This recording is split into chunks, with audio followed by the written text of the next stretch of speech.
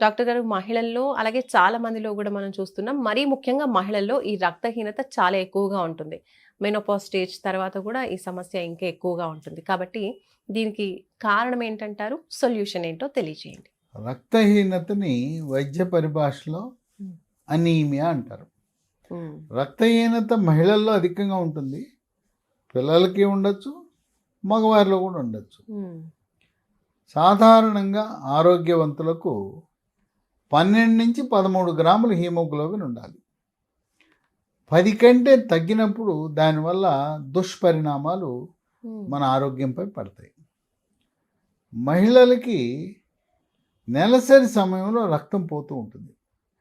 అదే కాకుండా కొంతమందికి గర్భసంచిలో కాయలని ఉంటారు. గర్భసంచిలో కాయల్ని వైద్య పరిభాషలో ఫైబ్రాయిడ్ అంటారు. అవి ఉన్నప్పుడు ఏంటంటే రక్తం గడ్డలు గడ్డలుగా పోతూ ఉంటుంది. హ్మ్. పోయి రక్తహీనత వస్తుంటుంది.